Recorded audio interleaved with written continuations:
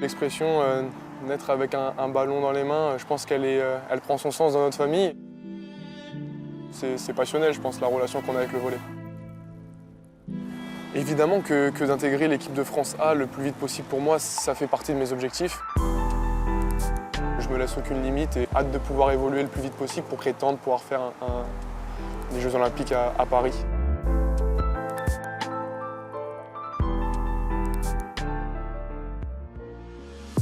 C'est dans le temple du volley parisien, la salle Charpie, que le Paris Volley recevait début octobre Montpellier à l'occasion de la deuxième journée du championnat de France. Cette saison, le pari de la jeunesse s'appelle Kélian Paes, le passeur parisien. Je suis entre guillemets serein par rapport à ça parce que je travaille depuis l'an dernier avec cet objectif-là en tête. Aujourd'hui, je suis content et je suis très fier de pouvoir représenter mon club en tant que quelqu'un d'important au sein de celui-ci. Donc confiant, mais surtout conscient de la pression qu'il va y avoir autour de moi.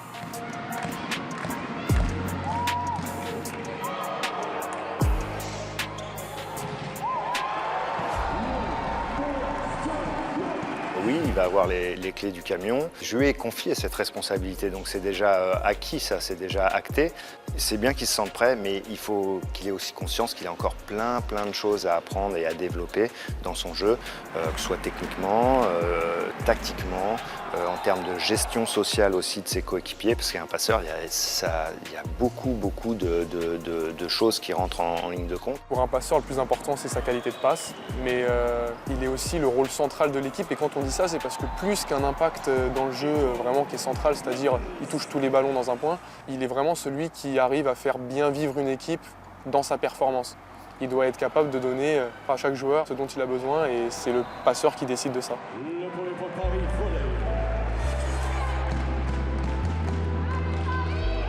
Des responsabilités pas toujours évidentes à assumer lorsqu'on n'a que 20 ans, dans un effectif parisien expérimenté et au milieu de joueurs dont le palmarès est déjà bien étoffé.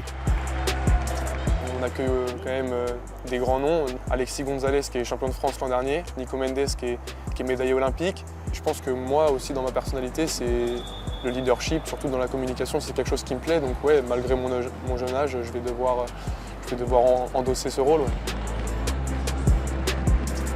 Ce soir-là, Kélian Paes a rempli sa mission haut la main.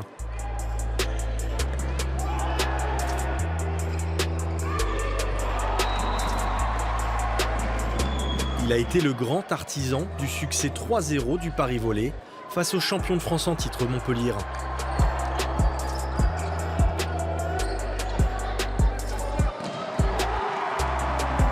Élu homme du match, ce résultat positif est à la hauteur des ambitions du club parisien, l'un des plus titrés de l'Hexagone.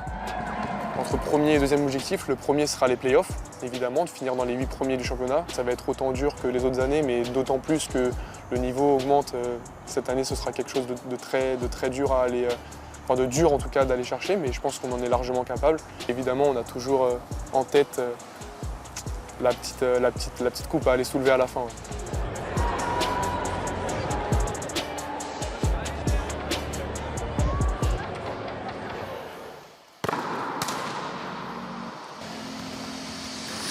Tu vois, celle-là, exactement comme ça. Pied au sol, bam, tu donnes du confort. Et tu tires là. Hop, comme ça. Allez. Pas mal, Jojo. Très bien. Bizarrement, par rapport au fait qu'il soit jeune, il a quand même une maturité sportive qui est déjà là, puisque bon, il a la chance d'avoir un papa qui est dans le volley depuis très longtemps. Donc il a une éducation sportive et il reste jeune, mais il est un petit peu en avance par rapport à ça. Très bien.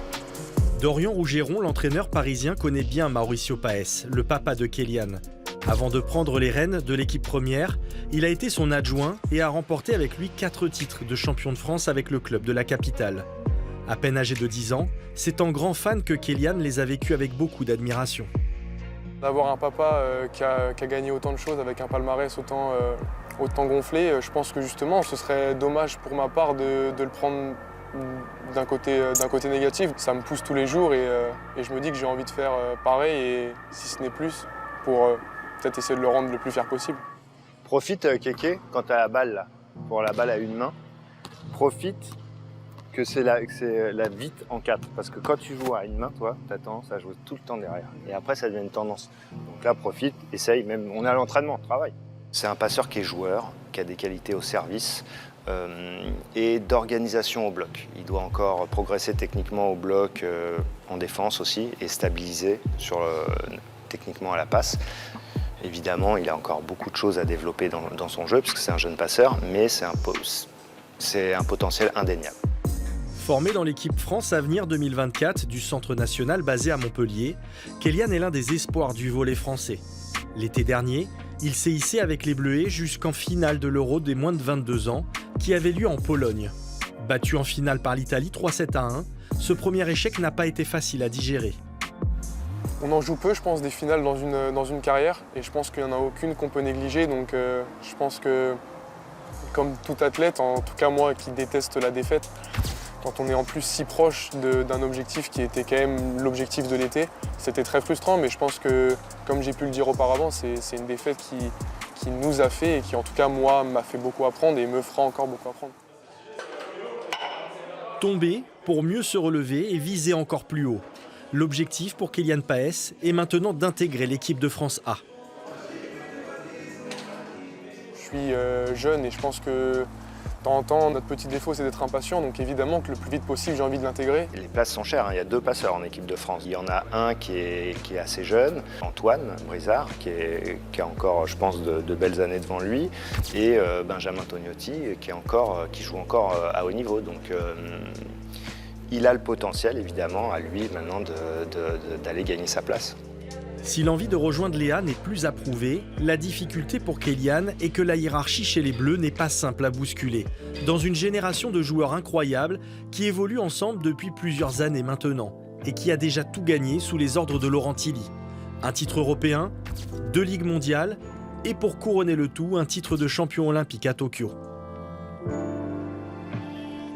Le jour du sacre, j'étais en Bretagne en vacances avec mes parents devant la télé évidemment et c'était incroyable. Je pense que n'importe quel spectateur, encore plus nous qui faisons vraiment peut-être partie de ce monde-là du volley, qui est si peu de temps en temps pris en compte ou mis sur la scène, je pense qu'on était tous très fiers parce qu'on a senti que ça y est, c'était le moment du volley et cette génération-là, elle méritait tout ce qu'elle a vécu. Et aujourd'hui, avec ce sacre, c'est un point d'honneur à leur génération. Donc c'était beaucoup de fierté, ouais, très, très content.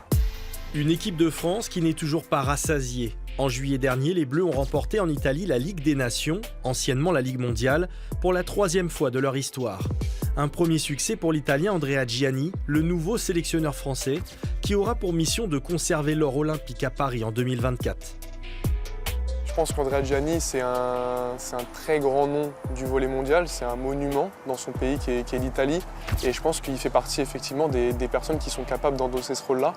Parce que préparer des Jeux Olympiques à domicile, je pense que c'est un événement qui est complètement différent que d'en préparer un classique, même si évidemment ça reste la compétition que tous les volleyeurs en tout cas attendent.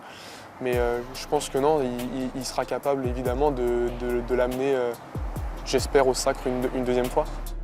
2 ans, c'est le temps qu'il reste à Kélian Paes pour espérer vivre cette belle aventure à la maison. 2024, le pari est lancé. Faites vos jeux.